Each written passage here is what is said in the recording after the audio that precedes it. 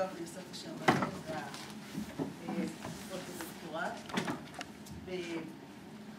בפילוסופיה של הביולוגיה, התמחיתי באבולוציה, וכיום אני לומדת בבית המדרש לרבנים במכון שכטר, מסיימת עוד שבוע ללמוד פחות את עובדת גם כרב בחולון וגם בצוות של דוקטור פולשטיין פוקס, אילן.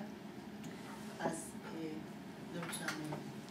היום אני אדבר על נושא שבעיניי הוא מרתק, וזה, אני קוראת לו ההסברים הרציונליים לגבי האבולוציה, ואני אסביר למה הכוונה.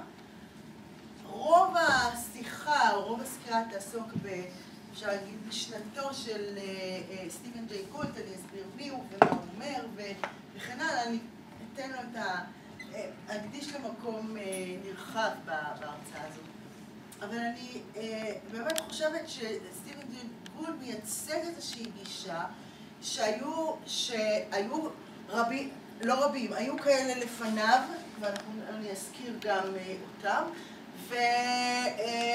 ולמרבה מזל יש לנו גם אנשים שהלכו בעקבותיו ופיתחו את הגישה שאנחנו לא רוצים להסביר תהליכים אבולוציוניים בנפנופי ידיים, בספקולציות, בהשערות על מה שיהיה, אלא בהסברים על מה שאפשר ויכול היה להיות. וזה הבדל מאוד גדול. זה הבדל, למרות שהאבולוציה מדברת על, אפשר לנסח את זה כהיסטוריה של המינים, אנחנו לא רוצים הסברים היסטוריים. פה ושם קרה ככה וככה. אנחנו מתעסקים במדעי הטבע, אנחנו נמצאים במסגרת של הביולוגיה, ואנחנו רוצים להסביר באמצעים המדעיים את התופעות. מה עשיתי עכשיו? טוב, סגרתי, נכון? אוקיי. כדי להמחיש את הדבר הזה, אני אתן אולי אחת הדוגמאות המובהקות, שתמיד ניסו לתקוף את חוקי האבולוציה בעזרתה, זה השאלה לגבי העין. אנחנו רואים, זאת עין האדם, אחת המורכבות והמשוכללות שיש בטבע, מבחינות מסוימות לא ניכנס להבדלים, אבל זה עדיין, אנחנו רואים יותר טוב ברוב חיות הבית, נגיד. פחות טוב מציפורים, אבל אנחנו רואים מצוין. ויש לנו מבנה מאוד מאוד מורכב, שפה רואים את החלקים שלו, לא נרחיב, אבל זה מבנה מאוד מורכב, משוכלל, הוא צריך לעבוד בתיאום. העין מסתגלת לכמות אור, העין מסתגלת לראיית צבעים, לראייה של חושך, כאשר אין צבעים, וכן הלאה וכן הלאה. כל הדבר הזה אנחנו יודעים לעשות. המוח יודע לאבד את התמונה שהוא מקבל בשתי העיניים, אנחנו יודעים לראות עומק, אנחנו יודעים להסתכל קרוב, אנחנו יודעים להסתכל רחוק, יחסית טווח הראייה שלנו גדול מאוד, ואנחנו מבחינים היטב בפרטים, באמת מופת. אז השאלה היא, האם השלמות הזאת נוצרה באופן אקראי? וזה אחת הטענות שאיתה באו הבריאתנים ואמרו, תראו, לא יכול להיות, מישהו היה צריך לברוא את השלמות הזאת. לכן שדבר כזה נוצר על ידי מוטציות, על ידי שלבים, באופן הדרגתי. וחוץ מזה אומרים, מה התועלת יש בחצי עין או ברבע עין? מה נעשה עם זה? אוקיי, אז עוד פעם עשיתי את השנייה הזאת. ופה בא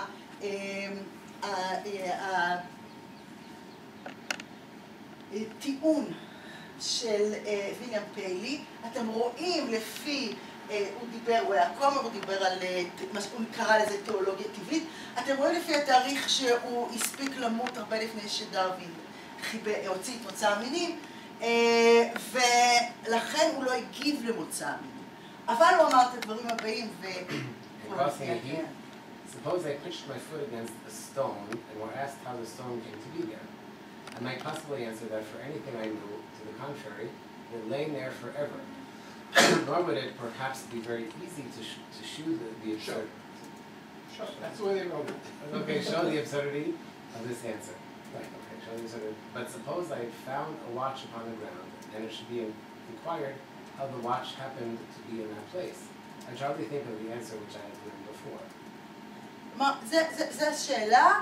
השאלה, יש לנו את השעון, אני צילמתי, אני פה הכנסתי תמונה של השעון היפה בפראג. תראו איזה שלמות, נכון? אנחנו מדברים על שעון מכני כמובן, אבל גם השעונים הלא מכניים, גם הם מייצגים איזושהי שלמות, אבל כאשר מישהו ראה, כשאנשים הסתכלו על מנגנוני השעון הזה, פה זה שעון ענק, שאפשר לראות את המנגנונים, כל השלבים, השיניים, גלגלי השיניים משתלבים זה בזה, ועובדים בתיאום מלא. יכול להיות שזה נוצר באקראי, כלומר, יכול להיות שמישהו ניסה לשנות את זה, ובאיזשהו, כל פעם מישהו שינה קצת, ועוד אחד שינה קצת, והייתה עוד שינוי פה, ובסוף קיבלנו שינוי שמתעתק. לא. לא, כנראה מישהו תכנן שהדבר הזה יעבוד בתואם ובהרמוניה ויביא לדיוק של השעונים. נכון? אז זה היה, הארגומנט הזה בא להראות שהדברים שפועלים יפה היטב כמו העין למשל, ודאי נבראו, כיוון שאין ברירה אחרת. זאת המסקנה הייתה, כל ההנחות מובילות למסקנה שכנראה זה העין נבראה וכמובן גם דברים אחרים. אוקיי, בסדר, בואו נעשה את זה. אוקיי, אז אנחנו נשאיר את העין פה, אנחנו נחזור אליה,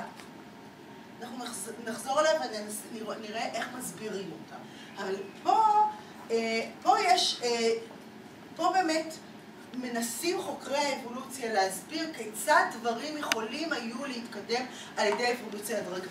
אחד מהם זה ריצ'רד דוקינס, כאשר זה שנת לידתו, הוא עדיין איתנו והוא עדיין חי ובועט ומפרסם ספרים.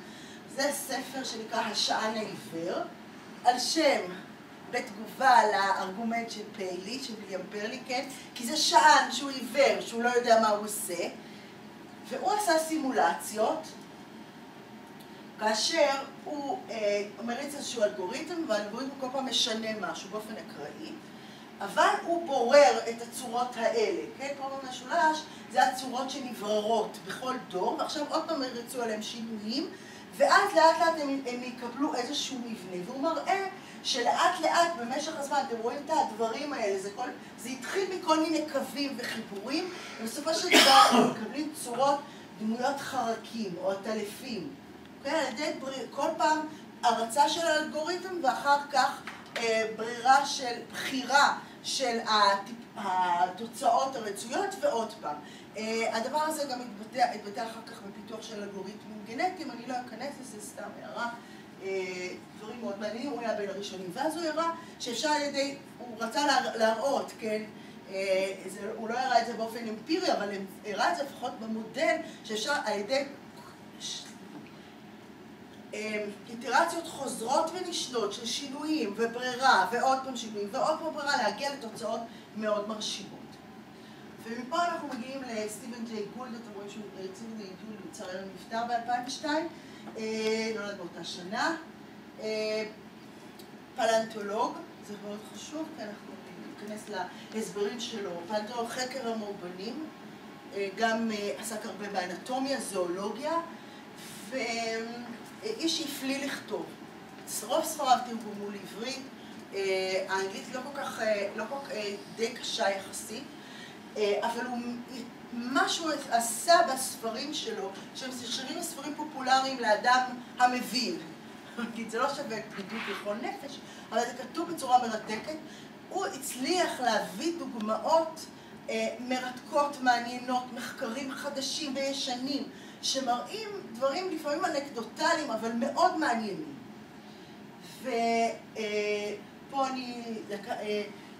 זה הספר בוהנה פלדה, שבו הוא מדבר על אי השלמות של בוהנה פלדה, מצוין שם ההרצאה. הספר בעברית, לפי דעתי, האיורים של העטיפה היא מאוד מוצלחת, באנגלית זה לא כל כך יפה. דווקא בעברית זה מאוד יפה. אתם רואים פה את דרווין יושב עם הפלדה, עם הבמבוק, זה נראה כמו בננה, זה במבוק. הקוף מצלם אותם, ויש שם צו וקוטיף פה למטה. באמת, אני חושבת שזה... מה? צו, זה הצו של גלאפגוס, כן? שצו של הוא יושב על הכיסא, ודרווין מחבק אותו, כן. אז האיור מאוד מוצלח ואמור, אוקיי. עכשיו, מה שסטיבן ג'יי גולד מספר, הוא מדבר על המבנה המוזר של בוהן הפנדה. כאשר מסתכלים על הפנדה, אנחנו רואים משהו נורא מוזר. 1, 2, 3, 4, 5, 6. יש לה עוד בוהן. אתם רואים? עכשיו, מה שנראה פה כמו בוהן, זה אפילו לא בוהן. זה מין בליטה כזאת. היא לא בוהן יפה. כן, היא משהו כזה. היא דבר שיוצא פה מהבליטה. ואתם רואים פה אתם רואים עוד פעם את המבנים האלה, בכפות שלה, בכפות הקדמיות, הפנדה יש לה אצבע שישית. שמה היא צריכה אצבע שישית? אז סטיבן ג'יי גולד מספר, אני זוכרת את זה אפילו בתור ילדה, שניקסון נסע לסין ולעשות איזושהי שיחת פיוס, והוא חזר עם פנדה. הסינים תרמו 2 פנדות, אני חושבת, וסטיבן ג'יי גולד רץ לראות את הפנדות האלה מעיניו, ומה שהוא ראה, הפנדות אוכלות רק במבוק. אך ורק במבוק, לכן הן נכחדות בסין, כי התנאים לגידול הבמבוס, או לגידול הטבעי של הבמבוק השתנו, והוא ראה שהם מקלפים את הבמבוק בצורה כזאת עם הבוהן הזאת. והוא ראה פתאום שיש להם 6 אצבעות, שזה דבר מאוד מוזר. ואגב, אנחנו תכף נראה השוואה לדובים, זה לא קיים בדובים, שהם הקרובים של הפנדות. זה לא קיים בדובים. זה קיים רק אצל הפנדות, ועכשיו השאלה, איך זה נוצר בכלל הדבר הזה? ברור לשם מה זה נוצר. זה נוצר בשביל לקלף ביעילות את הבמבוק. עכשיו, הפנדה שהיא חיה מגושמת למדי, מאוד זריזה בקילוף הבמבוק. דרך אגב, זה רוב מה שהיא עושה כל היום. שוכבת על הגב, מקלפת במבוק, ואולי מי שראה קצת ביוטיוב תמונות שהיא משתעשעת עם הצאצאים, אז אולי גם את זה. הנה פה אני בעצמי לא כל כך רואה טוב, אני חושבת שכדאי לסגור פה את האור. לא. זה. עכשיו רואים יותר טוב. זה הדוב. 1, 2, 3, 4, 5. ופה 6. אבל אם אנחנו מסתכלים היטב, אנחנו רואים שלדוב יש בליטה כזאת. לדוב יש בליטה כזאת, והבליטה הזאת צמחה במרכאות בתהליך אבולוציוני הדרגתי, התפתחה לבליטה הזאת של הבוהן השישית של הפנדה. עכשיו, גולד אומר, אז אנחנו יכולים לתאר לעצמנו איך כמובן לפנדה שהיה לה יתרון לקלף את במבוק יותר מהר, היא הצליחה לזון את עצמה ואת הצאצאים שלה בצורה יותר טובה. אבל גולד אומר עוד משהו. עד עכשיו זה היה רק סיפור אבולוציוני מעניין, נחמד, יופי. אבל גולד אומר משהו מאוד מעניין. הוא אומר, תראו, נניח שמישהו היה רוצה לתכנן בוהן של פנדה, והיה לתכנן משהו יותר יפה. לא משהו מגושם שצומח ככה, לא משהו שהוא חריג, שמין בליטה כזאת שאתם רואים, אלה האצבעות שלה, אצבעות ארוכות מאוד, ופה יש איזה מין בוהן כזאת קטנה. הבוהנים שלנו ושל הפרימטים משמשים לדברים אחרים. זה לא אותו דבר, זה לא באותו מקום דרך כלל. זה פה בבליטה שלה. אבל אם האבולוציה משתמשת במה שיש. יש בליטה, אז הבליטה הזאת יכולה להיות אצל חלק מהדובים יותר מפותחת ואצל חלק מהם פחות מפותחת. ובכל דור תהיה בסלקציה לטובת אלה שיש להם בוהן יותר מפותחת, כי הם מצליחים לקלף את הבנק יותר מהר. אבל האבולוציה עושה מין טלאי על טלאי כזה. משתמשת במה שיש ועושה איזה מבנה ארעי, כן? אפשר להגיד שיש לה תכונות של ישראלים, כן, יצירתיות, אבל פרטאץ' קצת. לפעמים זה נראה ככה. עכשיו, זה נראה לנו שהפנדה בכל זאת מסתדרת יפה מאוד עם הדבר הזה, ועוד יותר הסחלבים. פה גולד חוזר לעבודה של דרווין על סחלבים. פרח באמת מאוד יפה, בולט ביופיו. עכשיו, דרווין כתב אחרי מוצא המינים, מונוגרפיה, שעוסקת קצרה, שעוסקת בתיאור של סחלבים. יש לי עוד אחד, כן. כל מיני מבנים של סחלבים. ורוב האנשים אמרו, טוב, מי שהעיר על הדבר הזה אמר, טוב, דרווין לעת זקנתו נהיה קצת זקן משעמם, שיש לו מה שיש לו לכתוב זה הסחלבים. הוא אמר, לא, אתם לא הבנתם למה דרווין התכוון. הוא התכוון להראות כיצד האבולוציה מנצלת את המבנים האפשריים כדי לאפשר הפריה של הסחלב. איך הסחלב מופרה? על ידי חרקים. החרקים מתיישבים פה, ואז האבקנים יורדים למטה, כן? האבקה נופלת על החרק, הוא עכשיו ילך לפרח סחלב אחר ויפרה אותו.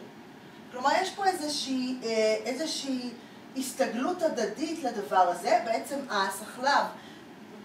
הסחלבים כולם מותאמים להפריה של חרקים, אבל הוא אומר, תסתכלו מה זה המבנה הזה.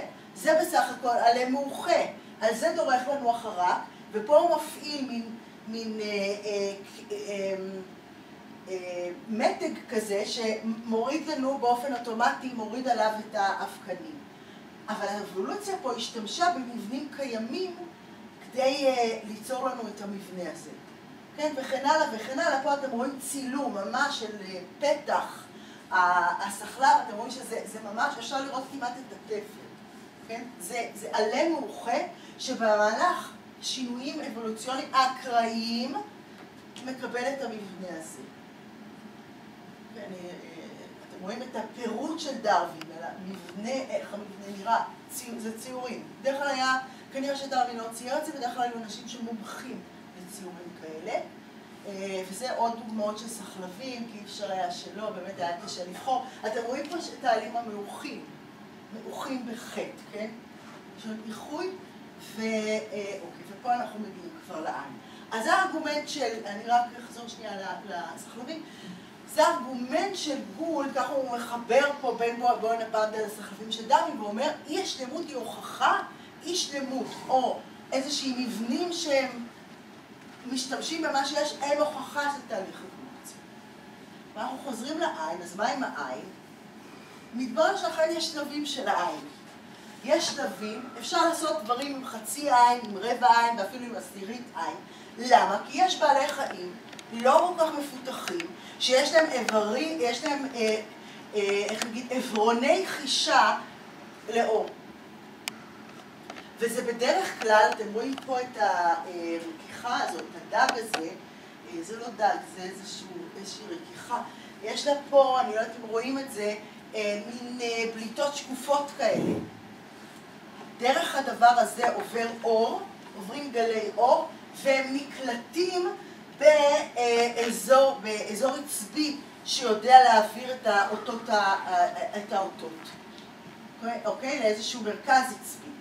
ואנחנו רואים שלבים, זה לא באותו בעל חיים, זה בבעלי חיים שונים, אנחנו רואים שלבי ביניים של העין, שאנחנו מכירים בקין שלנו, כן? חלק מהייצורים האלה עדיין נמצאים. כן? זה מתחיל מחלבונים שקופים שמחוברים לאיזשהו איבר חישה או עברון של חישה, זה יכול להיות בתא אחד אפילו, ומשם האות עובר הלאה, ובעל החיים מגיב לאותות האלה, כן? ככה הוא יודע איפה יש אור ואיפה יש חושך, איפה יש, מאיפה נשקפת אולי סכנה, כן? אז אכן מצאו שלבים. ואכן יש, כנראה שהעין פתחה באמת בהדרגה.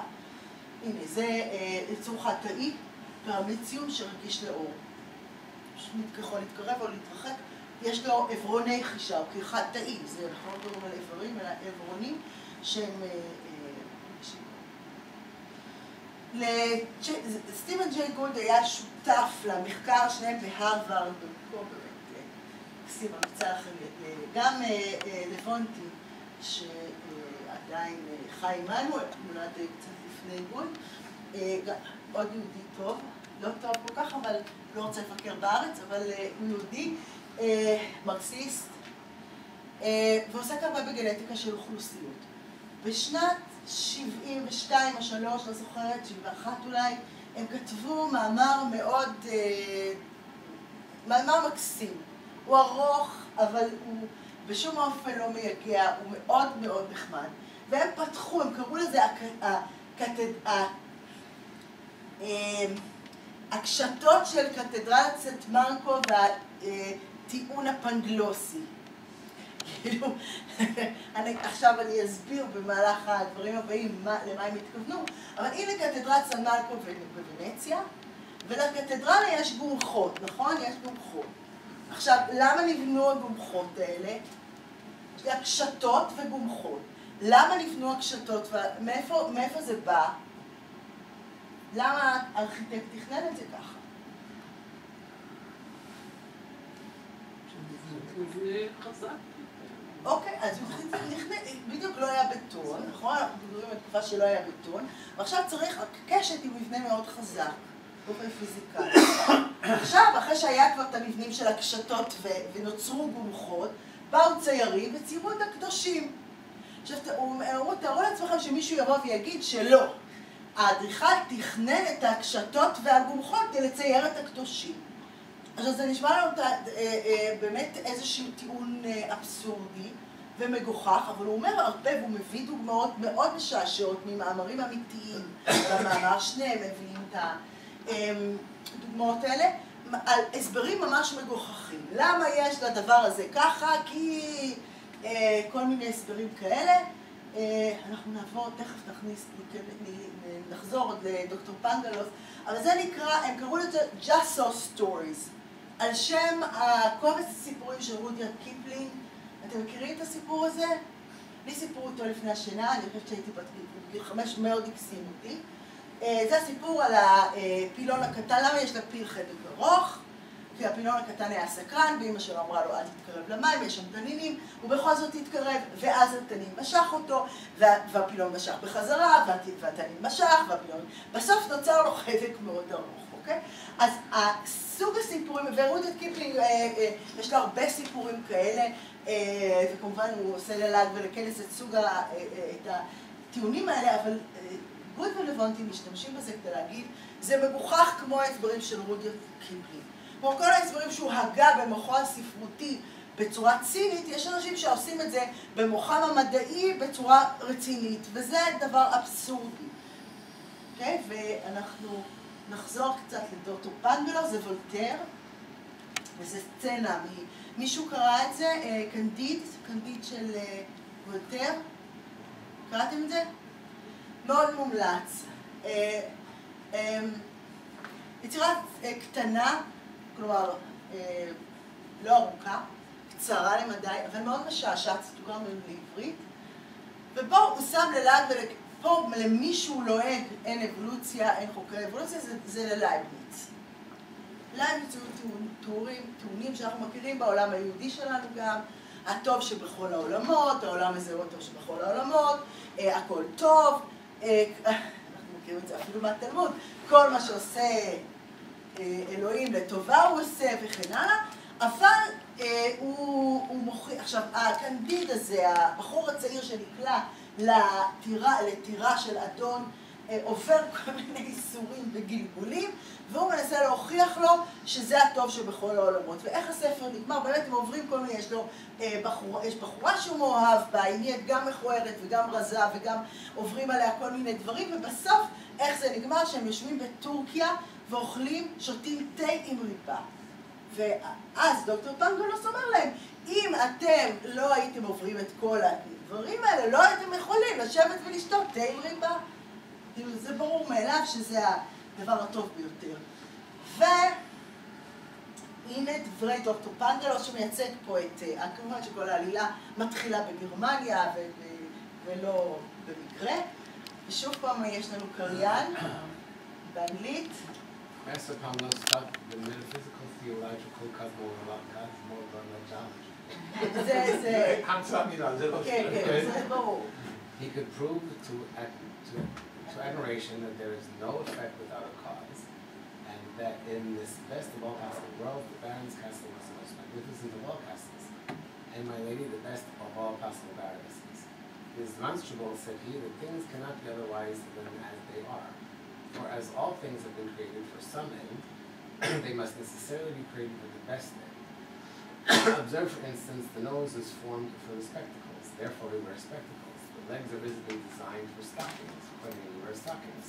Stones are made to be hewn and to construct castles, therefore my lord is a magnificent castle. The greatest baron in the province ought to be the best lodge. Swine were intended to be eaten, therefore we eat pork all the year round. And they who are certain that everything is right do not express themselves correctly, they should say that everything is best. זה הטיעון, וגול ולבונטי מעבירים אותו בזה, ואומרים, זה טיעון פנגלוסי. טיעון פנגלוסי זה להגיד, יש לנו אף בשביל המשקפיים. ולא להגיד, יש לנו אף, אז לכן אנחנו הרכבנו עליו משקפיים, כי אנחנו קצרי ראייה או רחוקי ראייה, וזה עוזר לנו, אז אנחנו נעזרים באף. ושוב, והדברים הם הרבה הצעה נסמכים על עדויות אמיתיות. ואז הוא אומר, תראו, אוקיי, צחקנו עד עכשיו, זה היה משעשע, ירדנו על כל הטיעונים המגוחכים, עכשיו בואו נראה באמת מה יש. אז איך אנחנו יכולים להסביר תהליכים אבולוציוניים? דרך אחת ראינו שגולד לא כל כך אוהב, אני חייבת להגיד, וזה המוטציות הדרגתיות. לא שהוא ישלול אותם, ולא שהוא לא חושב שיש מקרים ביניים, אבל זה לא בשום אופן לא הכל. יש לנו הרבה פעמים קפיצות באבולוציה שאנחנו לא יכולים להסביר אותם. עכשיו, מה משמעותם? משמעותם, למשל, אחד הדברים שמגבילים את האבולוציה, והאבולוציה היא המבנה האנטומי. האבולוציה צריכה לשחק בתנודות אפשריות, בפרופורציות, בין חלקים שונים בגוף, או במקרה הזה בגולגולת, כדי, ורק ככה היא יכולה לעבוד. כן, זה דוגמה קלאסית, זה, פה לקחתי תינוקת שמתפתחת לאישה, אתם רואים שבאופן פרופורציוני הראש קטן. באופן מוחלט, באופן פרופורציוני, החלק של הראש קטן, ואתם רואים את הגידול הזה, זה היחסיות שהוא מדבר עליה. עכשיו אפשר לקחת את זה ולהשוות בין מינים שונים, או כמובן בין מאובנים, זה גם מה ש... ופה מדובר, למשל, אדם, בפרימט, אני לא קוראת מה זה, ואנחנו רואים שזה לא שהשינוי פה, הוא כאילו דחפו לנו מצד אחד את הלסת ששקעה, מצד שני הגביאו לנו את הגולגולת, אתם רואים? עכשיו, משיקולים של גם יציבות, שיווי משקל ופרופורציות, זה אחד המבנים האפשריים היחידים. זה לא שאפשר לעשות את זה, אי אפשר לשנות את הגולגולת בכל כיוון שנרצה, כן? ולכן האבולוציה מוגבלת על ידי הדברים האלה. מצד שני, זה דבר הזה יכול להסביר. מה הוא יכול להסביר? למשל את המבנה של הלסת, זה אחת הדוגמאות שהם נותנים. היו המון הסברים פגנוסיאליים למה הלסת שלנו שקועה. אבל בעצם אומרים, השקיעה של הלסת היא תוצאת לבד של הגדילה של המוח, של הגדילה של המצח. אצלנו המצח גדל ותוצאה מכך אנחנו לא יכולים ללכת עם ראש כזה וגולגולת כזאת, אז זה גולגולת שוקעת. אוקיי? זה שיקולים של מבניות, פרופורציות וכמובן שיווי משקל. אוקיי? וזה כמובן, חלק מזה זה ההזדקפות, אני לא אעריך בזה, זה שגם בא, כן, אנחנו מיצורים שהולכים על 4, התפתחנו בהדרגה ליצורים שהולכים על 2. וזה אחד הטיעונים, זה נקרא אלומטריה, גולד מרבה לעשות את זה, ויש גם מאמרים ספציפיים מדעיים שבו הוא משווה בין מאובנים או בין מינים שונים. אחד האנשים שהוא כותב עליהם הרבה, ובהחלט היה הרבה לפניו, זה איש מאוד מעניין בשם דארצ'י תומפסון. דארצ'י תומפסון היה חוקר של יוון הקלאסית. הוא תרגם חלק מהכתבים היוונים הקלאסיים, הוא עסק בזה. עד שבשלב מסוים, שהוא לא היה איש כל כך צעיר, הוא החליט שהוא מתעניין, הוא היה בסקוטלנד, הוא היה באחת האוניברסיטאות בסקוטלנד, שכחתי את שמה כרגע, חופן, הוא החליט שהוא עובר למדעי הטבע, והוא מתחיל לחקור יצורים ביולוגיים. מה שדארצ'י תומפסון טען, יש לו ספר של 1000 ומשהו עמודים, שרובו דוגמאות. והדוגמאות מדברות על כך למשל, המבנה הזה של המדוזה, אתם רואים, יש לה מבנה שנראה כמו טיפות. אין דרך, זה לא התאמה, זה תוצאה של חומר ג'לטיני שיוצר את המבנה הזה. ההכרח הפיזיקלי חייב להתבטא בצורה של טיפות. אני אתן לכם עוד דוגמה, למה כוורת היא משושה? מישהו יודע למה כוורת היא משושה? מה? זה הכי יעיל. נכון, זה הכי יעיל מבחינת הפריסה. מישהו, אם אתם רוצים לראות את זה, כשאתם עושים אורז, אם אתם מבשלים אורז, אז שהאורז עדיין לא מוכן, אבל כבר קצת מבושל, הוא יוצר מבנים של משושים. מה? בריחת המשושים. כן, בריחת המשושים, נכון. אז זה נחשב הגבי של ההתגבשות של הלבה. אבל, כי זה המבנה הכי יעיל. אפשר לחבר אותו, אפשר לחבר מבנים אחד על השני, זה מבנה אנרגטי. זה למשל אחד ההסברים שמשמשים את דארצ'י תומפסון. פה הוא משתמש, פשוט החומר הג'לטיני יוצר טיפות בכך שהוא נמשך למטה. בעצם זה צריך היה להיות שרוכים כאלה, כן? שסוגרים פה על הכיפה הזאת של המבנה הזה של המדוזה, אבל החומר הג'לטיני יצר לנו טיפות. כך הוא גם מסביר שינויים בהסברים אלומטריים. הוא מסביר את השינויים בין הדגים השונים, מיני דגים שונים. דרך אגב, גם מיני עלים שונים, יש המון הסברים בספר הזה, ואת השינויים במבנה הגולגולת, כפי שכבר הסברתי, הנסיגה והקטנה. כן, יש כאלה שאמרו שזה בגלל המזון, שזה גם נכון, כן, חלק מההתנוונות של הלסת היא תוצאה של מזון מבושל, אבל זה מתחיל הרבה קודם משיקולים אחרים מהגדילה של המוח. ולמה המוח גדל? אנחנו יכולים לשאול את זה אחורה. מה? יש כלים. כלים אני חושבת שזה אפילו יותר מזה בשביל לראות טוב. כמו שאמר הזאב לכסף, לכיפה אדומה, בשביל לראות אותך. אני חושבת שזה עיבוד ראייה חלק גדול מהדבר הזה.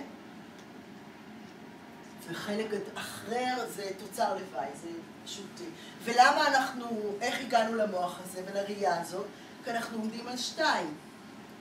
גולד אומר בהרבה מאוד מאמרים, הוא הוביל את הטענה שהאדם קודם הזדקף ואחרי זה גדל המוח.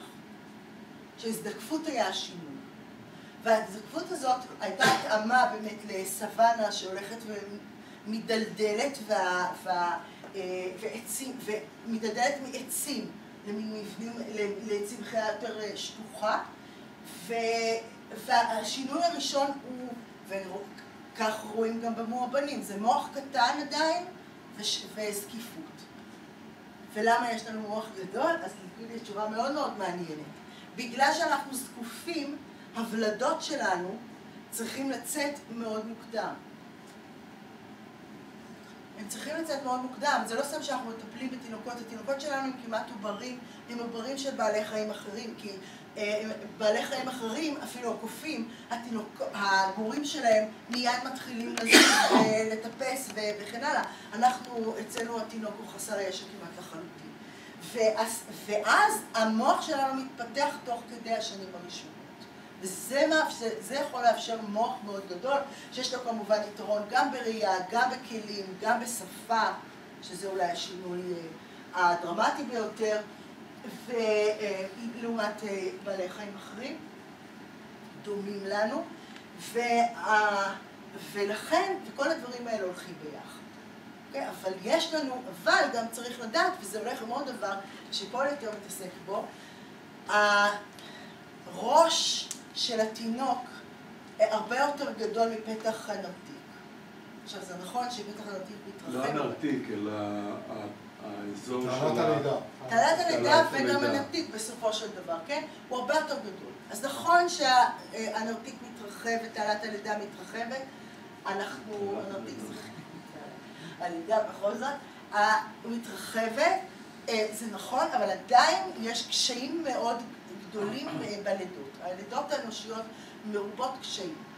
ועד כדי כך שלידה ראשונה אי אפשר ללדת לבד. זה לא אפשר ללידה ראשונה. אם אתם שומעים על הסיניות שילדו בשדה, זה לא לידה ראשונה, אי אפשר ללדת לידה ראשונה, זה מאוד נדיר. צריך מישהו לבוא ולהוציא את התינוק.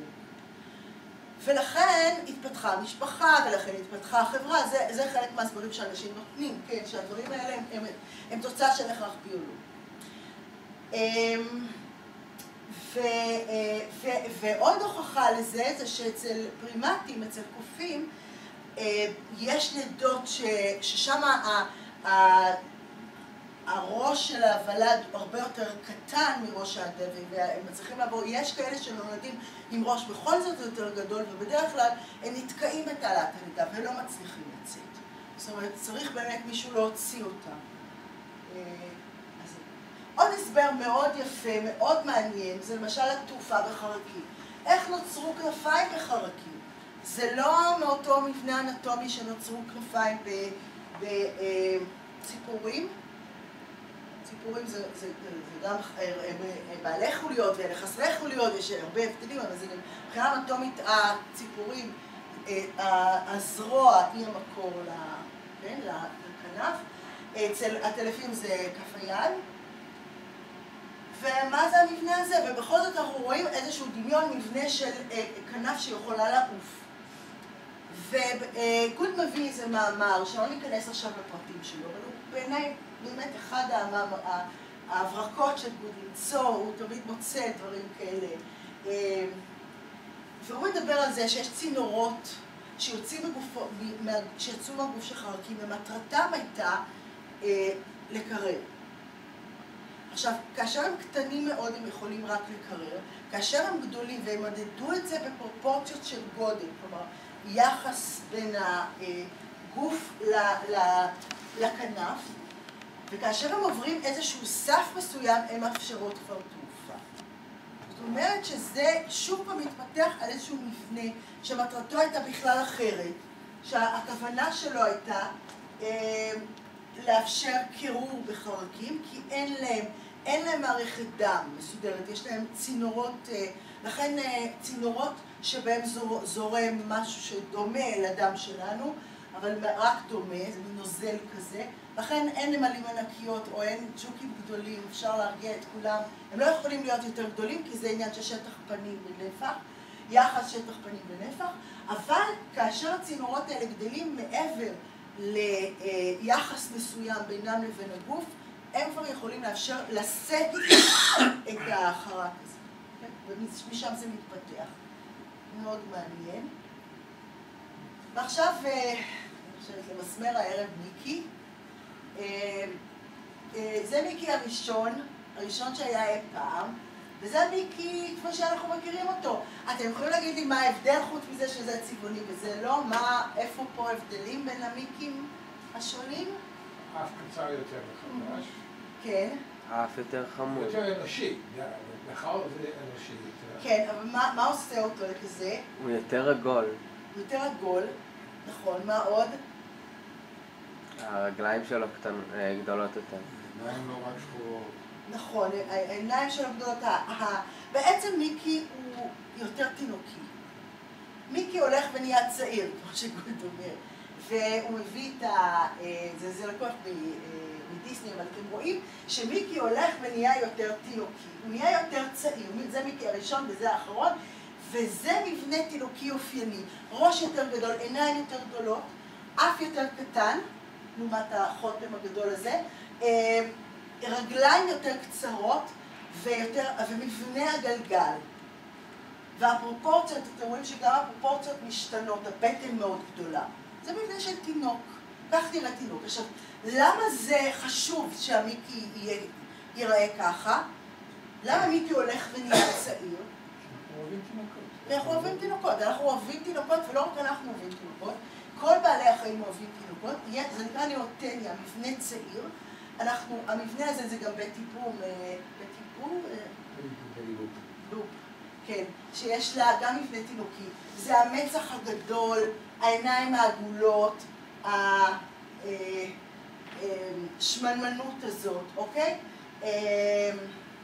והאף הקטן, הלסת השקועה, אוקיי?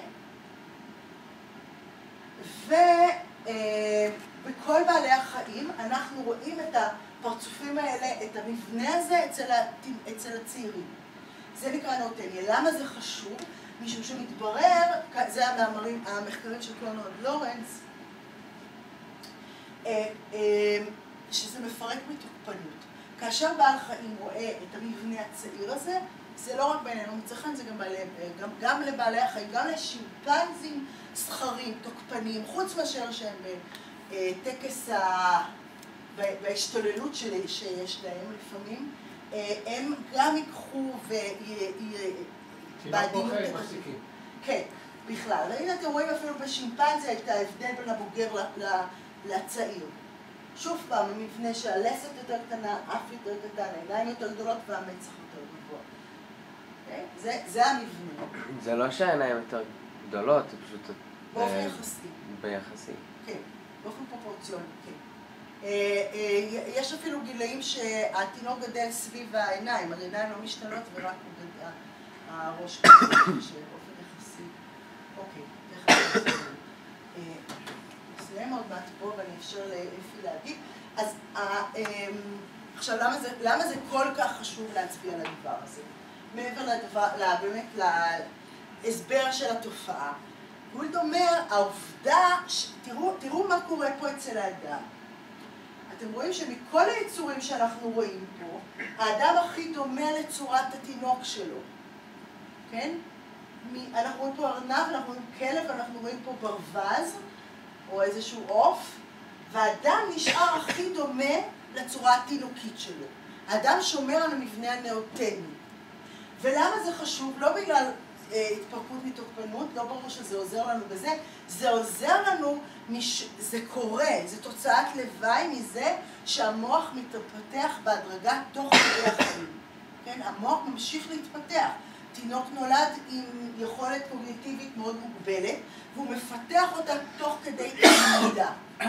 ואז, כיוון שזה נעשה תוך כדי למידה, עדיין אנחנו לא חוזרים למבנה הבוגר, אנחנו נשארים עם מוח יותר גדול, מצח יותר גדול וכל מה שבא בעקבותיו, כמו שהסברנו, שמה שחשוב פה במבנה שלנו זה המצח והראש הגדול פה, ושנותנת קופסת הגולגולת, שנותנת מקום למוח, ולא דברים אחרים. ואנחנו איבדנו כמובן את חלק מחוש הריח שלנו, שהוא לא כל כך מפותח, את הלסת, שממשיכה את העבדות שלנו למזון מבושל, לא כל כך רע, אבל זאת עובדה, וכן הלאה.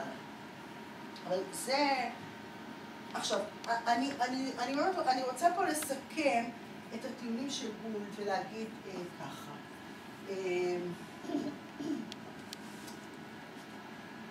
אני אקריא מה שכתבתי פה, זאת המתודולוגיה בעיניי שלי. חקר האבולוציה, כמו הביולוגיה בכללותה, חייב להסתמך על עקרונות הפיזיקה והכימיה משמשים לבניית המבנה של יצורים חיים, הסתמכות למשל על דארג'י תומפסון, ולא על היווצרות הפונקציה שלהם בלבד. מה שאני מתכוונת פה לומר, ואני מקווה שאני מתארת היטב את מה שגולד התכוון לומר, שאנחנו מדברים, כאשר אנחנו מדברים על מבניות, על המבנה קודם כל, ולא רק על הפונקציה, לא רק על מה הדבר עושה. יש המון הסברים אבולוציוניים שמתבססים על הפונקציה, מה הדבר הזה עושה. אבל אתם רואים שגם הפונקציה מוגבלת על ידי, מראש מוגבלת על ידי המבנה, וגם המבנה יש לו מגבלות, ומבנה כיוון שיש לו מגבלות, הוא יכול להתאים את עצמו לפונקציה בצורה פחות גמישה ממה שאולי הם יכולים יותר לעצמם. כלומר, שני הדברים, שהדבר הזה, ההסברים מהסוג הזה מדברים על מבניות, והם חייבים, לפי גולד חייבים להיות כאלה. אנחנו לא יכולים להסתמך רק על הפונקציה, כיוון שאנחנו מנתקים את התפקוד מהמבנה, ואנחנו מדברים על יצורים שבסך הכל הם חומריים, והם חייבים לכן להיות צמודים לפיזיקה ולכימיה שלהם. ביקורת על הסברים אבולוציוניים הם מסבירים בעזרת ספקולציות את היווצרותה של פונקציה כתוצאה ישירה של היתרון האבולוציוני המשוער שלה. זה ככה ניסוח מסולסל למה שאנחנו דיברנו פה באריכות, על הסברים פנגלוסיים, סיפורי למה ככה, כן, just so stories. יש לו כאמור פה. דוגמאות להסברים נכונים מתודולוגית, מדידת יתרון בקירור מול יתרון אווירודינמי, אלומטריה, ניוטניה, היווצרות האדם, דיברנו על כל העקרונות. עכשיו אני חושבת שפה בעיניי זה איך אני אגיד, הסטייטמנט, ההצהרה של ההרצאה הזאת. בעיניי, אני אומרת פה בעיניי, העקרונות שהתווה גול מבחינים בין הסברים תיאולוגיים לבין הסברים מדעיים. האבולוציה צריכה להישען על הסברים חומריים, פיזיקליים וכימיים, ולא הסכולסטיקה והסברים תועלתניים המזכירים הסברים דתיים, המנסים להוכיח את עליונותם של הכוחות האלוהיים ואת יכולתם הסופית להיטיב עם העולם. עכשיו, למה אני אומרת? מה? האינסופית. האינסופית, כן. למה אני אומרת את זה? אין לי בעיה, כפי שאתם מבינים ממה שגם הסברתי על עצמי, אין לי בעיה עם הסברים תיאולוגיים ולא עם הסברים על כוחו של אלוהים. אבל לא הייתי רוצה, מצד שני יש לי גם כובע כאדם שבא מהרקע המדעי, לא הייתי רוצה שהדברים האלה יגלשו לתוך המדע. משום שזה ממש מין שבעינו מינו, וזה גם, ואנחנו מקלקלים את שני הצדדים. זאת אומרת, לא זה יוצא, איש לא יוצא נזכר, לא יוצאים ההסברים התיאולוגיים מפסידים, וההסברים האבולוציוניים מפסידים, ושום דבר לא יוצא מזה. כלומר, אנחנו לא יכולים להסביר, במילים אחרות, אנחנו לא יכולים להסביר תהליכים אבולוציוניים כפי שהיינו מסבירים תהליכים תיאולוגיים או תופעות תיאולוגיות. כפי שהיינו מסבירים נניח נס, או נוכחות אלוהים, או את פעולתו של אלוהים בעולם, או את אי פעולתו של אלוהים בעולם, וכן הלאה וכן הלאה. זה הסבר מסוג אחד, שכבודו במקומו מונח, ואני עוסקת גם בו באופן אישי ורבים מאיתנו, אבל יש הסברים מדעיים צריכים להתבסס על מה שהמדע מכיר, ולא על ספקולציות או הסברים שמנסים להראות למה האבולוציה תמיד פועלת לטובה. כי זה לא נכון, קודם כל האבולוציה לא תמיד פועלת לטובה, על אלוהים אנחנו לא יודעים, אז אנחנו גם לשער או להגיד כל מיני דברים, אבל אנחנו יודעים שהאבולוציה לא תמיד פועלת לטובה. יש לנו אבולוציה שחורגת מהמבנה שלה, שכבר משהו התפתח מעל ומעבר ומתחיל להזיק, דברים כאלה גם קורים.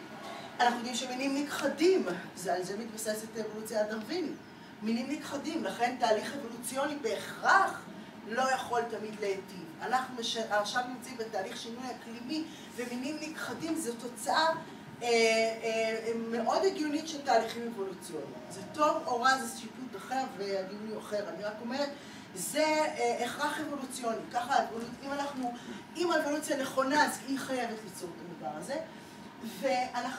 האבולוציה היא לא טובה, והיא לא רעה, היא לא עליונה, והיא לא נחותה. היא תהליך ביולוגי מסוים שיש לו הסברים פיזיקליים וכימיים, וזה מה שהיא. אוקיי? היא שואלת גם הרבה על סטטיסטיקה, לא נכנסתי לזה, אבל החשיבה הסטטיסטית. אבל כאשר אנחנו רוצים להסביר תופעות, גולד לוקח אותנו מהמקום הזה של סטטיסטיקה וגנטיקה של אוכלוסיות, ומכניס אותנו להסברים הקונקרטיים. ההסברים הקונקרטיים של אנטומיה, של פיזיולוגיה, של אנטומיה משווה, כן, בין מינים שונים ובמובנים שונים, במבנים של מובנים שונים, והוא לוקח אותנו למקום הזה כדי שאנחנו, איך נגיד, נטבול היטב בחומריות של התהליך, ואני חושבת שזה בהחלט ממין העניין. אני רוצה לסיים עם התמונה הזאת שמאוד מפורסמת, נכון? תמונה מפורסמת, יודעים מה זה? טיפת חלב. זה טיפת חלב שהופכת למין כתר כזה, בצילום בחשיפה איטית. היא נמצאת בספר, בסוף הספר של דארצ'י תומפסון. והיא מנסה בין השאר, כן? נמצאת גם פה הרבה מקומות. וזאת תמצית הטענה.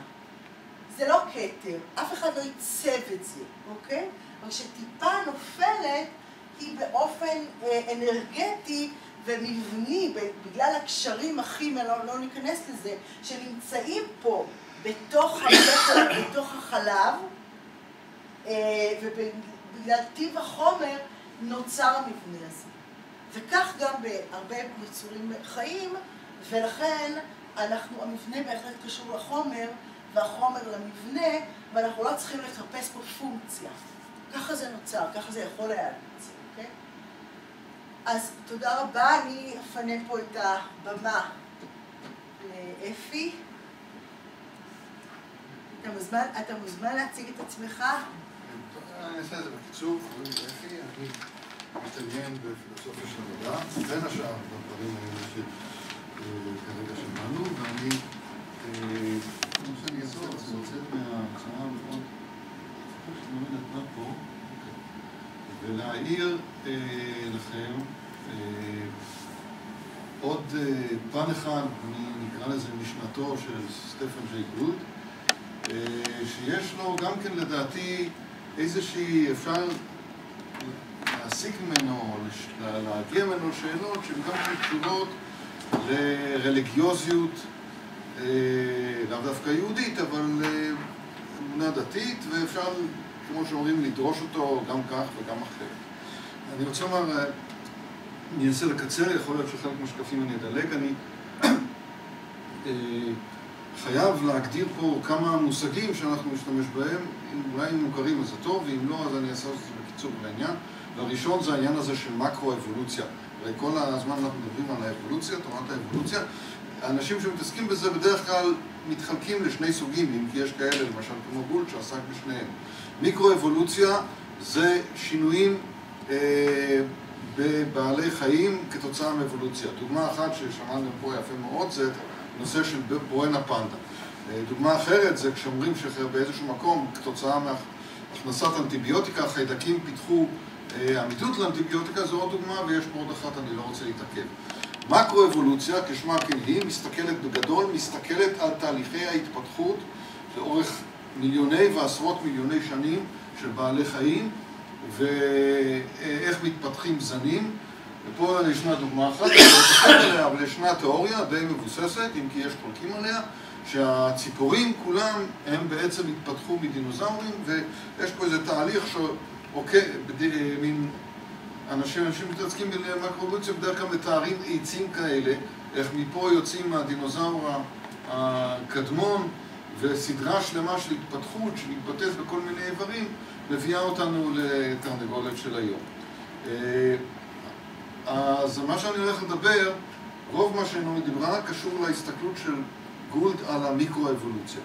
וראיתם שיש לזה הרבה משמעויות. אני רוצה לדבר על המקרו-אבולוציה. עכשיו נגיד, רגע, זה אותו דבר.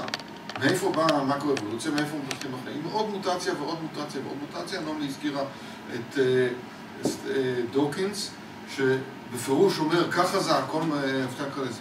והיא גם העירה על זה שבקצרה, ואני לא ארחיב כאן, שדוקינס מסתייג מהתפיסה הזאת ואומר, יש פה עוד כמה דברים, על אחד מהם אני אדבר. שגולד מסתייג, כן. ועכשיו אני צריך להכניס עוד מונח, ואני אעשה את זה בקיצור, וזה קונטינגנטיות. אני יכול להחליף את זה בעברית באקראיות, אבל זה לא רק באקראיות, לקחתי את זה מתוך מילון. קונטינגנטי זה אומר שלא בטוח מראש מה תהיה התוצאה.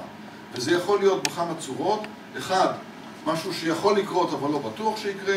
שניים, משהו שיכול לקרות אבל בתנאי שיקרו כמה דברים שיעזרו לו, ואם לא אז לא. או שמשהו שיכול לקרות אבל דברים יכולים למנוע אותו.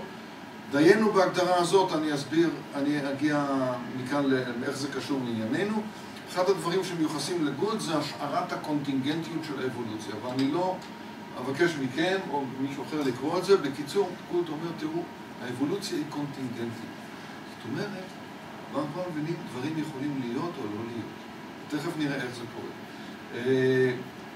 אבל בשלב זה אני אומר, אם אתה מסתכל ואתה אומר, באבולוציה התפתחה בואנה פנדה, בדרך כלל מדברים על מקרו-אבולוציה, התפתחו הציפורים מתוך הדינוזאורים, הוא אומר, נכון, אני מסכים עם זה, אבל זה יכול להיות אחרת. ועד כמה זה מגיע, עד להיכן זה מגיע, יכול להיות אחרת, אז אנחנו תכף נראה. אבל כשאומרים שהאבולוציה קונטינגנטית, אפשר להבין את זה בשתי צורות. גם כאן נעשה את זה בקיצור, תדעו לכם שעל מה גולד מתכוון כשהוא אמר שהאבולוציה קונטינגנטית, מתווכחים פילוסופים עד היום.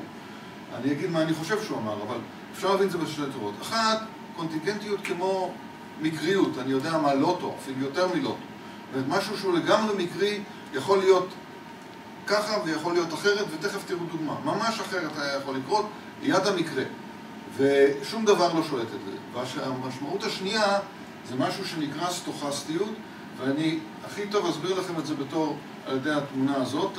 קחו לכם אחד מהכדורים האלה, האדומים או הכחולים, ותשאלו רגע לאן הוא יגיע בעוד 5 דקות. והתשובה היא שזה קונטינגנטי, זאת אומרת אנחנו לא יכולים לדעת מראש כי הוא בדרך מתנגש לכל מיני דברים, והדברים האלה יכולים להזיז אותו. עכשיו, כל התנגשות לחוד זה כמו התנגשות של כדורי ביליארד, היא פשוט פועלת לפי חוקי הטבע. אבל מרוב ההתנגשויות הקטנות האלה אי אפשר לחזות מראש, כן? לא שמתחולל פה נס, אבל אי אפשר לחזות מראש לאן מסלול מסוים יגיע. זאת אומרת, קונטינגנטיות במובן הזה של סטוכסטיות זה מין דבר כזה שהמון דברים משפיעים עליו ואתה לא יכול לדעת לאן זה יוביל. עכשיו, איך זה קשור לענייננו? אז כאן אני רוצה להביא לפניכם ספר, יש לו גם תרגום לעברית, חיים מופלאים, ספר אחר של גול. אני חושב שזה ובון הפנדה זה שני הספרים הכי מפורסמים שלו, והוא כתב בהרבה, ברוך השם. והוא ספר לא קל, אבל מי שרוצה שווה את המאמץ. והספר הזה עוסק במשהו שנקרא פצלי בורגס. בורגס זה מקום בקנדה, יש שם פצלי שמן, זאת אומרת כאלה אדמה רטובה מלאה, אפשר להפיק ממנה נפט, ובתוכם התגלו, בראשית המאה ה-20 התגלו שרידים של יצורים. היצורים הם רכים, לא נשארו העצמות שלהם, היו כמו רכיכות. אז רק בזכות זה שהם נכלאו בתוך מין הבוץ הזה בעצם, אז נשארו השרידים. זה היה קצת מסובך לפענח את זה, זה לא כמו שאתה מרכיב שלד של דינוזאור ובא ל-National History Museum ואתה רואה את הדינוזאור, היה מסובך להרכיב, ולקח עד שנות ה-60 כדי להגיע למסקנה שחלק מהיצורים האלה לא דומים לשום דבר שאנחנו מכירים. ותסתכלו פה על הדוגמאות, הדבר הזה נקרא הלוסינוניגניה, זאת אומרת, האנשים, הפלנטולוג שאמר את זה, זאת אומרת, זה כמו הלוצינציה, זה חלום בלהות, או משהו שנראה כמו שואב אבק עם כנפיים. פה יש משהו שיותר דומה לתולעת. זאת אומרת, יש פה יצורים שהם מאוד שונים מהצורה, בחלקם, מהצורה שיצורים נראים בחיינו. והם נכחדו לפני 650 מיליון שנה. עכשיו, באה השערת הקונטינגנטיות של גול. יצורים, לפני 650 מיליון שנה, כבר היו יצורים רב-תאיים, חלק כאלה, חלק אחרים, וכל היצורים שחיים היום התפתחו מהם. במובן הזה הוא דרוויניסט ואבולוציוניסט גמור. אבל לא כולם התפתחו. חלק כאלה אנחנו כבר לא רואים יותר. אולי אני אראה את הדוגמה הזאת. הנה, תראי, כך זה. יש כאלה שאנחנו לא רואים להם דומים. כל היצורים שאנחנו מכירים היום התפתחו בגדול, רובם הגדול, בעלי חיים וצמחים. יש להם או סימטריה בילטרלית, זאת אומרת, כמו אותנו, אתה יכול לחתוך, או כמו את הארנב הזה פה, או סנאי, אתה יכול לחתוך לאורך ולרוחב, ואנחנו בגדול סימטריים, הלב בצד השני, אבל בצד אחד, אבל בגדול סימטריים, או שאנחנו דומים, או שיש יצורים שדומים לספוג או למדוזה הכדורית. זאת אומרת, מתוך כל המבחר הזה, רק חלק קטן מהיצורים קיים היום. הוא אומר, למה זה? למה זה? וכאן זה חוזר למאמר הזה על הכמרונות של סן מרקו, שגולד כתב מלאונטין. זה בגלל שהיצורים האלה שנכחדו, היה בהם משהו גרוע, הם לא היו מתאימים על הדרוויניזם? לא, הוא אומר, אין סיבה להניח ככה. מה קבע, מה נשאר ומה נכחד? הוא אומר, יד המקרה. מה שיכול לקרות זה כל מיני. יכול להיות, תכף אני אתן דוגמה, אבל יכול להיות שאלה שנכחדו כי הם הצטברו באיזה מקום שאחר כך הביצות התייבשו. אם היו, ואחרים היו במקום אחר.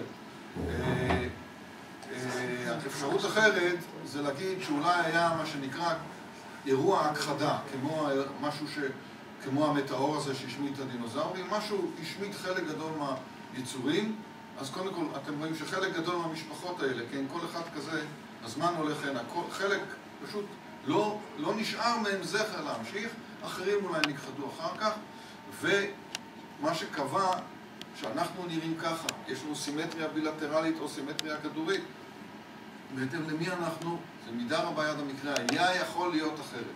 וגולד אומר, אם עכשיו תיקחו את כל הטייפ הזה של החיים, ותסובבו אותו לנקודת התחלה ותלחצו על הכפתור, הדברים יכולים, שינויים קטנים מאוד, יכולים היו לשנות ולגרום לזה שיתפתחו ליצורים אחרים, כן?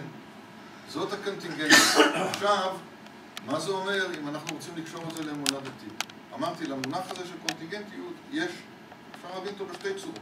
אחד, זה מקריות אמיתית. זאת אומרת, אין חוקים שקובעים מה יקרה, אלא משהו אחר. מה זה המשהו אחר? מי שרוצה יכול להגיד, זה מתאים פה מקום להשגחה עליונה, לרצון שמעל לחוקי הטבע, להתערב ולקבוע מה שאתה רוצה. אפשרות אחרת, כמו שאמרתי, קונטינגנטיות כמו סטוכסטיות, הנקודות האלה שבסך הכל פועלות לפי חוקי ניוטון, אבל כל מיני דברים קטנים מזיזים אותם ואתה אף פעם לא יכול לדעת מראש לאן זה ילך. במקרה הזה, אתה אומר, אין פה מישהו שמכתיב את הדרך. העולם הוא ריק. אבל, כאן אני רוצה לצטט משהו שאמר לא ביולוג, אלא פיזיקאי, אולי שמעתם את השם שלו. יש לו ספר יפה שנקרא, גם כן לא כאן, שנקרא חלום התיאוריה הסופית, סטיב ויינברג, פיזיקאי גדול, חתן פרס נובל, שכותב עד היום. הוא אומר, אם אנחנו מסתכלים על העולם, וזו התפיסה שהוא אומר, נראה pointless. מה זאת אומרת pointless? אין כוונה לשום דבר. אין שום רצון, לא רק אין תוכנית, אלא שום דבר בעולם לא נוצר כדי שאנחנו נהיה קיימים או שנהיה עליהם. אז אני אמרתי לכם שעד היום אנשים מתווכחים על מה גולד מתכוון, אבל נדמה לי שאפשר להגיד מה הוא מתכוון. יש פה שתי דוגמאות, אני לא אתעכב עליהן, אבל שהוא מביא אותן, שזה מאוד מעניין. אף אחת מהן לא קשורה לאבולוציה או לביולוגיה. הן דוגמאות מהחיים. אחד מהם אומר, נותן דוגמה שאיזה דו-קרב שהתחולל באנגליה, באיזושהי צורה גרם לזה שאיזה גנרל אמריקאי, הנרי ג'קסון, נעשה גיבור לאומי, נעשה נשיא. אפשר להמשיך עם זה, זה במובן מסוים, זה אפשר להגיד שהדו-קרב הזה באנגליה... מה? המלחמה באמת, כבר חתמו על הסכם שלו. כן, כן, לא, חתמו על הסכם גנט, והוא נעשה גדול לפני זה. אני לא בטוח שזה נכון, אבל הוא מביא את זה לדוגמה, ואפשר ללכת את זה עוד יותר ולהגיד, אולי זה גרם למלחמת האזרחים, שקרתה כמה עשרות שנים אחריו, כי הייתה לו עמדה כזאת וכזאת בנושא העבדות, והיה קשיים גדול, ויכול להיות שמישהו אחר היה מפשר את כל העניין. זאת אומרת, איך אירועים קטנים במקום אחד משפיעים על דברים במקום אחר. הדבר השני, נדמה לי שאת הבאת את זה או לא הזכרת את זה, אנחנו מסתכלים היום על המקלדת של המחשב, אז הסדר שלה הוא לא הכי הגיוני, מה שגרם לזה זה תחרות בין שני בתי ספר לקלדנות, ואחד מהם היה קצת יותר טוב, אז כולם ימצאו את המקלדת שלו. בקיצור, הדעה שלו כנראה שהקונטינגנטיות היא סטוכסטית. בסך הכל הוא היה גם כן מרקסיסט, הוא לא חיפש את אלוהים בשום מקום, ראינו את זה, אבל הדעות שלו פתוחות גם לפירוש אחר. ובכל מקרה, אם מקבלים את זה ככה, אז המשמעות המרחיקת לכת, וכאן ציטוט ממנו, הוא אומר, אם הכל לא צפוי, אז גם אנחנו לא צפויים. זאת אומרת, בפירוש צירוף של מקרים אחרים, על כדור הארץ אחר או בכדור שלנו, צירוף של מקרים גרם לזה שיצורים יתפתחו בצורה מסוימת, כמו שהסבירו כאן, הצורה הגיאומטרית משפיעה על הרבה מאוד מגבלות, על איך דברים יכולים להתפתח. יכול להיות שלא היה יכול להתפתח בכלל, לא בן אדם ולא אינטליגנציה אנושית, וזה הכל תלוי אולי כמה יצורים הגיעו לאיזה ביצה לפני הרבה מאוד שנים. אז זה גישה, אני אומר, לא מוכרחים לקבל את זה, אפשר להבין את אותם הדברים בצורה אחרת. יש גם אנשים שמתווכחים על עצם הנושא, על עצם הפרשנות של בצלאל בורגס, אבל לזה לא ניכנס. צריך להגיד, יש מזה עוד משמעות אחת. אם אתה אומר, תשמע, מה זה להסביר? תסביר לי למה, אני יודע מה, כשאני יורה פגז הוא נופל פה. תסביר לי למה יש ליקוי חמה וליקוי לבנה. בדרך כלל אתה אומר, תן לי סיבה שאני אבין למה זה קורה ככה. בתפיסה הזאת של גולד, ובזה אני מסיים, אפשר להגיד שאולי האבולוציה לא מסבירה שום דבר, או מסבירה מעט מאוד דברים, או משאירה הרבה מאוד דברים לא מוסברים. כי אם הדברים מאוד מאוד תלויים בכל מיני אירועים קטנים שאתה לא יכול לדעת אותם, אז יש הרבה מאוד סיבות שאתה לא תוכל לדעת את הסיבה. Just so stories, הוא לא רוצה לשמוע. אבל יכול להיות שאין הסבר למה לפיל יש חדק ולאריה אין חדק, אלא זה צירוף של איזה דברים שקשה לעקוב אחר. וזה הופך את כל האבולוציה למשהו שהוא עדיין יש בו איזשהו אלמנט של היסטוריה. תודה. אני רק רוצה להוסיף, קודם כל שאני מאוד מסכימה, ושתי הערות יש לי. קודם כל, אני חושבת שגולד יצא וגם הבנתי נגד ההפך, כמו עדיפים להישאר בלי הסברים, מאשר דבר שמסביר הכל באופן אוטומטי. כן? שאיזושהי תיאוריית על שמסבירה הכל לטובה או להתאמה או כל מיני סיפורים כאלה, ואז היא מסבירה הכל ובעצם מסבירה באמת שום דבר. ולוותר על הרבה הסברים ולהגיד, אוקיי, אז אנחנו מסבירים הרבה פחות, אבל מה שאנחנו כבר מסבירים, יש לנו איזשהו, יש לנו הוכחות. אם זה במאובנים, אם זה במבניות, באנטומיה וכן הלאה וכן הלאה. אבל אנחנו יודעים להסביר את זה בפירוש. זה הערה אחת. והערה השנייה, שיותר אליך אפי, אבל אולי מישהו... יש תיאורטיקאי בעצם שעוסק בגנטיקה של אוכלוסיות ומתמטיקה, מתמטיקאי ששמו מוטו קימורה, שדיבר על הניטרליזם, אני מניחה שאתה מכיר.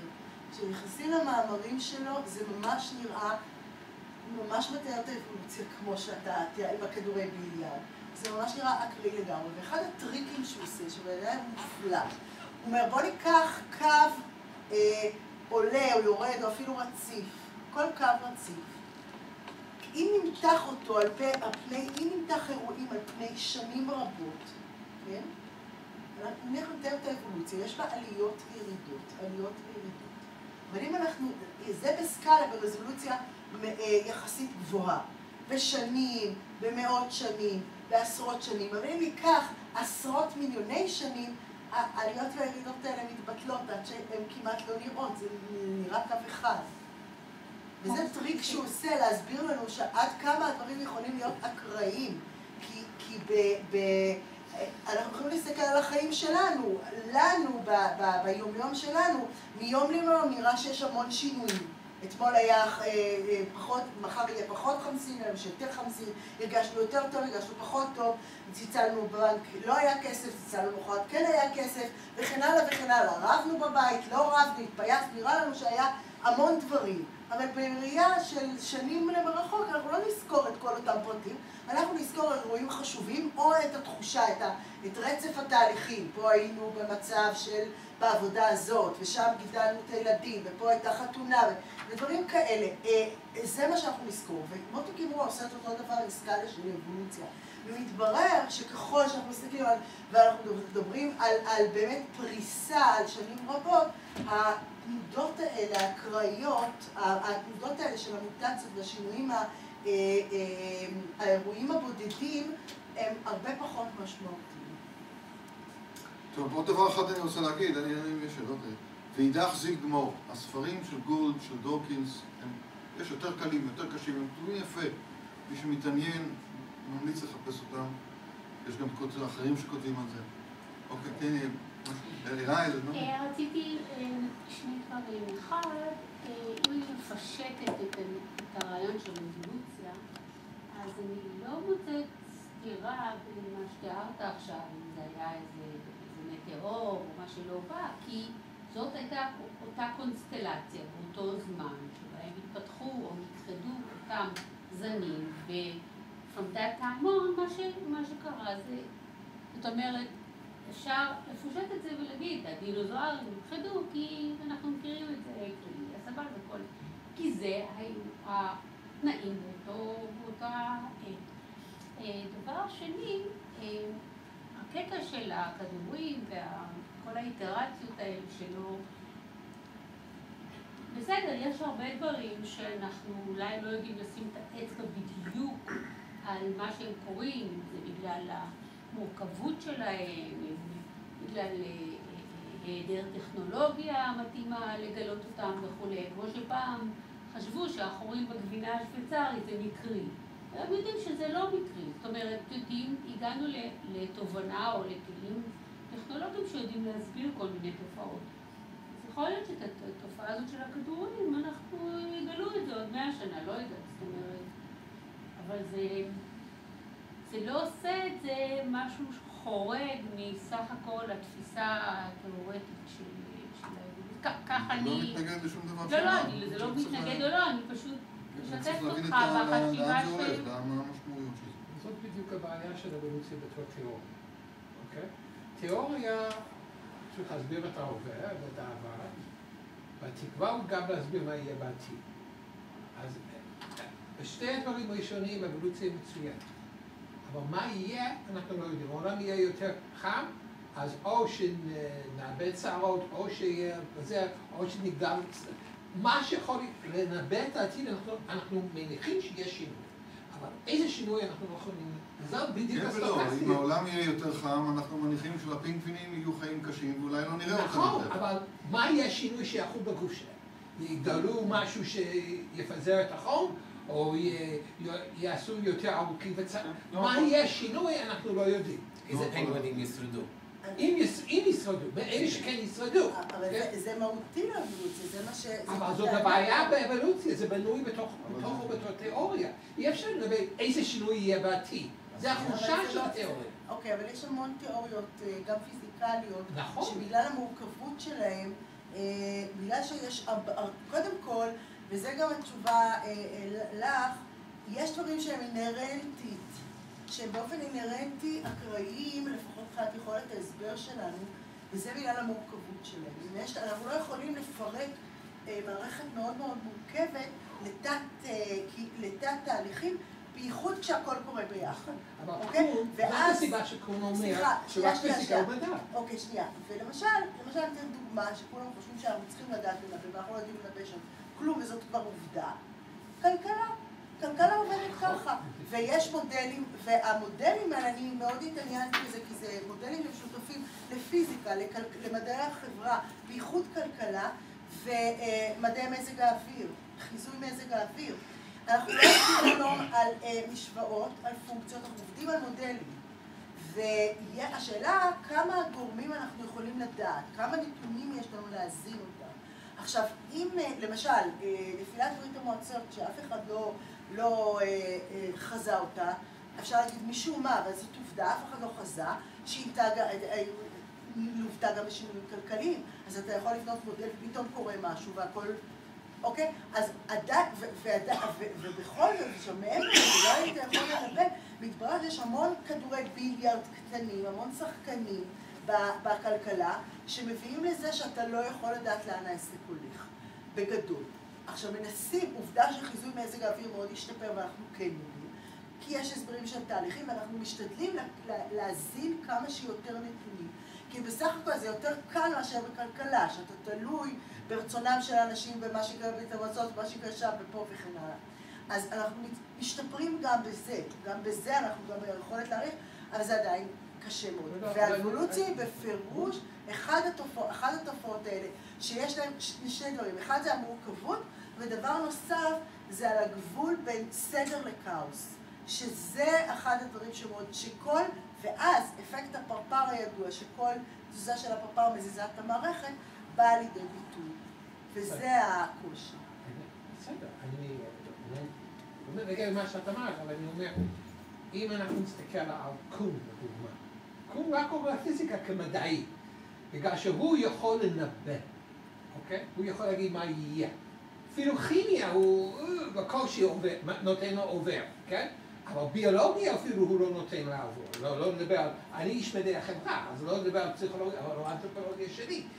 אוקיי? אבל בפילוסופיה של המדע, הטיעון הגדול נגד כל התיאוריה הוא שעבר מסבירים, הווה מסבירים, את העתיד לא מסבירים. וזה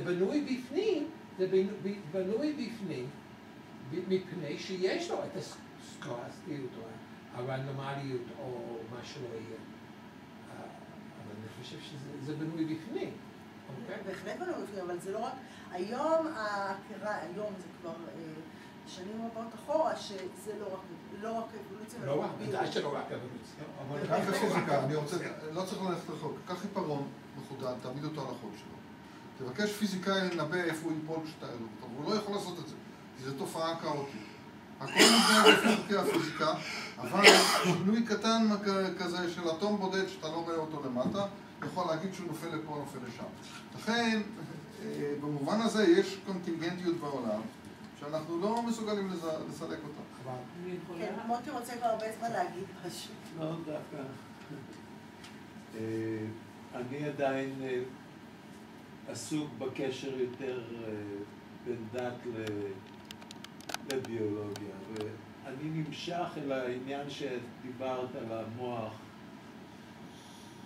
כי הרבה מהתיאולוגים נמשכו אל השאלה הזאת של ההבדל העקרוני כאילו. אז אנחנו יודעים היום שיש יונקים גם עם מוח גדול, אבל אני לא חושב שיחסית, זאת אומרת, האדם הוא באמת איזשהו פנומן מהבחינה הזאת, ומה שקרה השאלה, ופה אני שואל, אני לא יודע כמעט מהחיים שלי, ולכן את הביולוגים אני שואל. מה שידוע יותר היום לגבי תאי הגזע וההתפתחות שלהם והשינוי שלהם ויכולת להנדס אותם אפילו היום במעבדה לתאים כאלה או אחרים פונקציונליים, לא השפיע כהוא זה על כל השאלה הזאת של לאן התפתחו המינים? תראה, זה השפיע, אני אגיד איך זה השפיע, זה בוודאי השפיע, אבל זה מתחיל הרבה קודם. ההרגשה שהידיעה שבשלבים הראשונים של הדיפרנציאציה, כן, של התפתחות העוברית,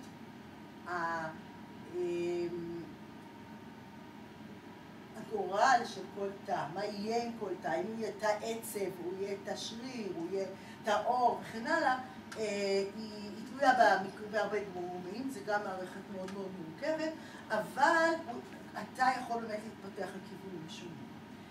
עכשיו, זה דבר אחד, זה ידוע. עכשיו מדברים הרבה מאוד על ההתפתחות של המוח כאיזשהו מקרה מורחב של התפתחות של מערכות אחרות, שיש ביניהם אינטראקציה, למשל מערכת החיסון, יש גם טענה שהיא קשורה למערכת העצבים, שיש ביניהם אינטראקציה ושיש איזושהי התמיינות של התאים, ושהתאים תלויים באחד בשני, יש תקשורת בין תאים וכן הלאה.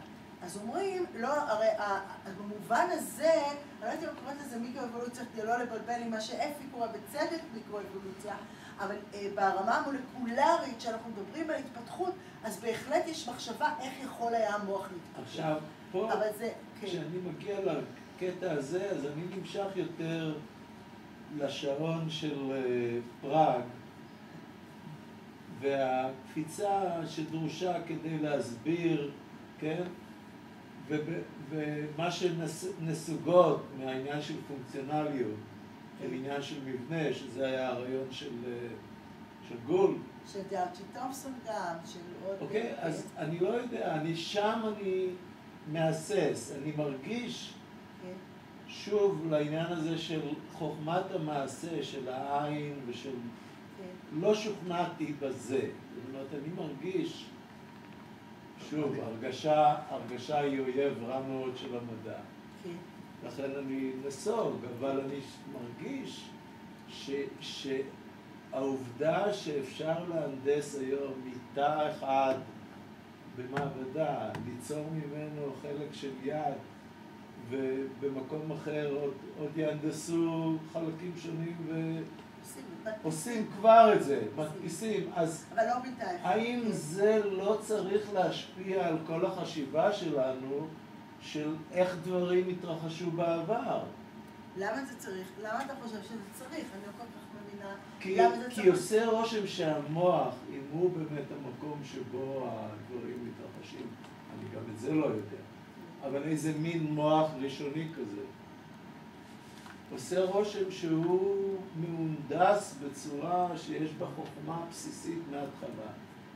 אבל החוכמה הזאת היא כנראה מאוד פשוטה יחסית למה שהיינו חושבים. באיזה מובן היא פשוטה? אני אגיד איפה היא פשוטה, הם מחפשים, ולהפך חושבים, הולכים יותר לעשות את התובנות האלה פשוטות. קודם כל בזה שיש אינטראקציה, פשוט יחידות, תאיות, שיש בהן אינטראקציה, זה לא כדורי ביליארד, יש בהן אינטראקציה, והאינטראקציה הזאת כמותית יוצרת איזשהו אפקט.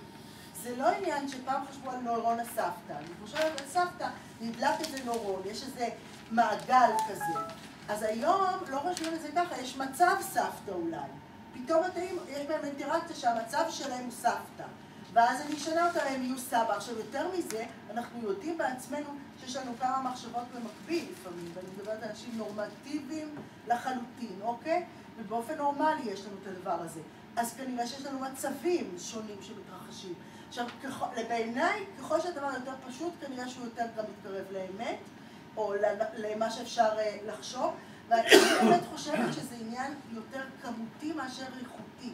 זאת אומרת, כמות הגמישות של המוח נובעת מזה שיש שם הרבה תאים ויכולת לעבור למצבים שונים.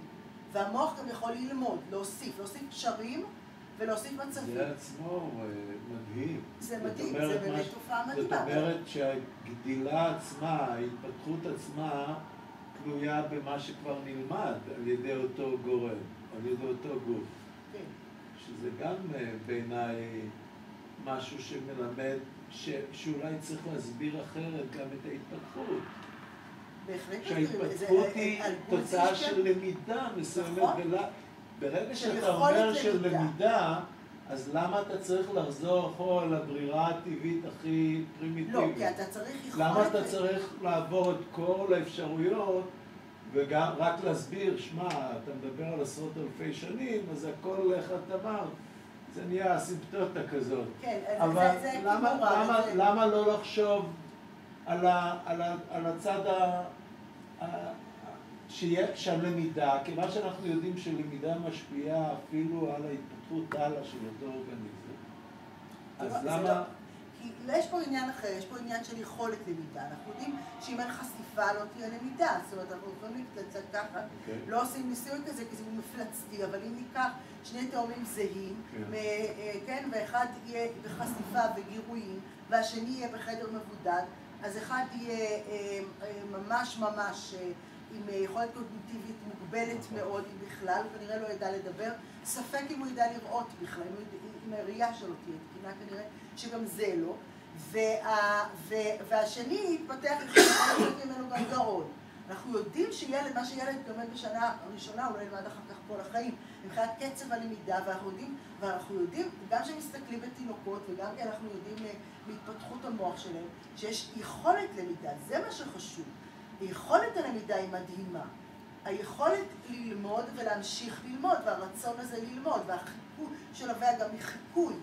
כן? זה מה שהתפתח. כן. היכולת, בדיוק. והיכולת שהתפתחה מיכולת חיקוי, זה לא קיים רק אצלנו.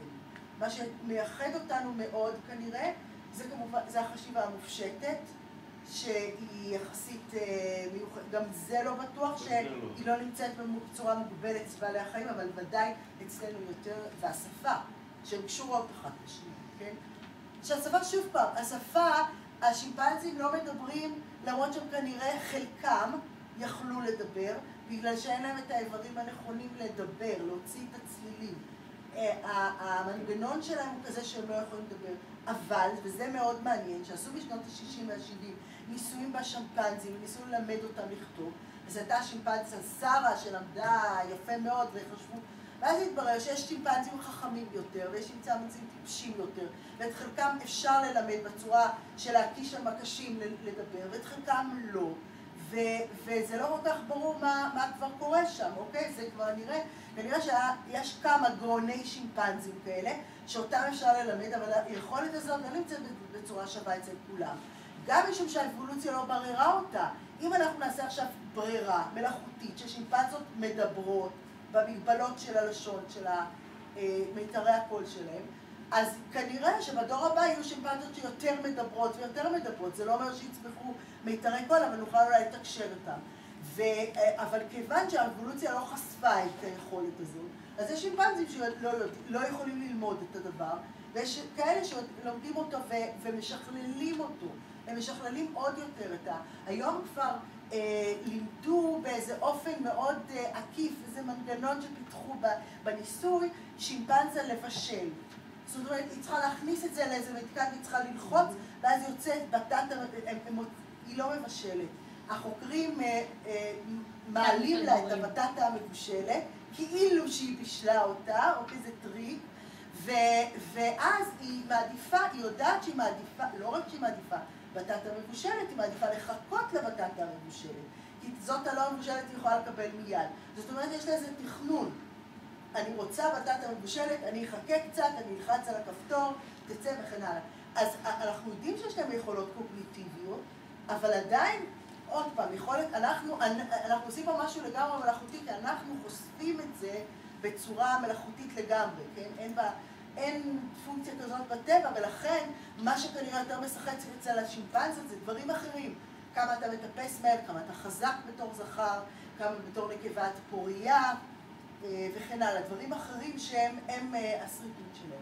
אז לכן מאוד קשה להשוות עם בעלי חיים אחרים, אבל אצלנו בפירוש האבולוציה הלכה לכיוון חברתי, שזה תקשורת, חייבים לדבר, אחרי אנחנו מדברים כל הזמן. אני תמיד אומרת שהמקצוע העתיק ביותר בעולם היה כנראה להיות מורה, לא מה שאתם חושבים, כי זה מה שהיה אצל אבות אבותינו, על ההוראה, הלמידה, שאתה יכול לדבר ולהגיד למישהו, כנראה בהתחלה בעצים מאוד פרימיטיביים, של נהמות, ואחרי זה בצורה של שפה. כן, אם אנחנו נתארגן כולנו ונעשה בו, אז הצבי ייפול בפנים, ואז אנחנו ניקח, אתה מוישה תלך מפה, אתה תלך מפה, ואנחנו נסחב אותו. זה כנראה היה היכולת המבריקה של שרידות, וכמו שאמרתי, גם בלידה, יש גם השלכות אחר כך על התפתחות המשפחה, על המבנה המשפחתי וכן הלאה. זה השערות של חוקרים, אבל זה מערכת כבר שהיא, כן, יכולת הלמידה הייתה שם והיא השתכללה. מי שלא יכול היה ללמוד את השפה, מי שלא יכול להבין את הקודים החברתיים, כנראה שאנחנו לא מכירים אותו, הוא נשאר בתור מאובן, וזהו, ואם בכלל. אז, ואנחנו הלכנו לכיוון הזה, האבולוציה שלנו, ההתמחות הזאת, וההתמחות של השימפנזים הוא כיוון אחר לגמרי. כן, את רצית להגיד משהו? לא, אני חשבתי גם על הגנטיקה, וחשבתי שבעצם אני לא באה מתוך עולם של למידה, כמו שאתם, אבל חשבתי שהאבולוציה התחילה אולי עם איזו מוטציה, שם נמצא העניין שאנחנו לא יודעים מה קורה. שיש פתאום איזו מוטציה שאנחנו לא יודעים, אנחנו לא יכולים להצביע למה זה קרה המוטציה הזאת, ומשם מתחילה אולי אחר כך אבולוציה שהיא כן כבר כפופה אולי לחוקים של פיזיקה, אבל הנקודת ההתחלתית של אותה התפתחות, אני לא יודעת אם אפשר לעמוד עליה. אני התעסקתי קצת בראשית החיים, אז קודם כל יש מדען, הוא כימאי פיזיקלי, קיבל לו פרס נובל, קוראים לו מנפרד אייגן, יש לו איזה תיאוריה מבריקה.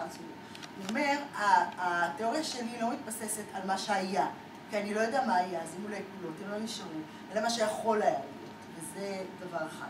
דבר שני, לי יש השערה שאני לא פיתחתי אותה יותר מדי, אבל לא ראיתי אותה בשום מקום. אני חושבת שהכל התחיל מזה שאנחנו מורכבים מפחמימנים, כי הפחמימנים נוטים ליצור מבנים.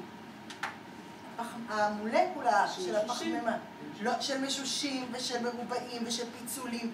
אם אתם רוצים לסבר את האוזן, פחמן טהור, שזה יהלום, או גרפית ופחם. אז אחד זה אבקה מתפוררת, למה הוא אבקה? והשני זה מבנה שהוא חזק מאוד, הוא יפה מאוד, הוא שקוף, הוא מחזיר, הוא משקף את האור, הוא שובר את האור בצורה מאוד מסוימת לצבעים וכן הלאה. והם שני מבנים כימיים שונים.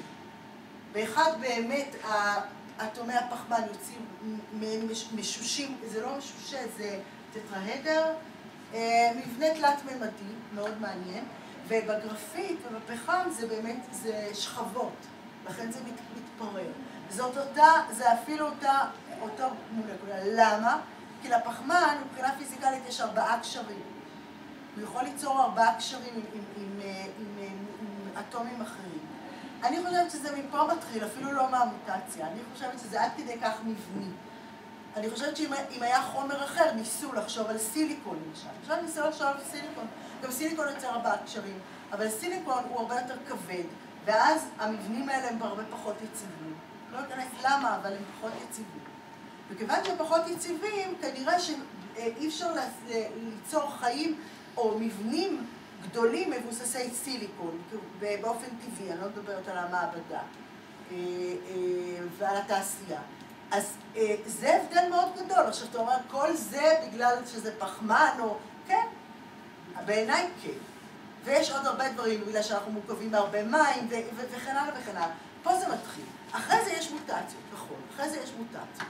ואחרי זה יש מוטציות אפילו ברמה הכימית, לפני DNA. אולי הם עצמם, אותם חומרים שאנחנו מדברים שהם הם המוטציה עצמם. הם לא מוטציה, כי זה לא... אני לא יודעת מה היה זה, אולי היו חומרים אחרים שלכם בעולם.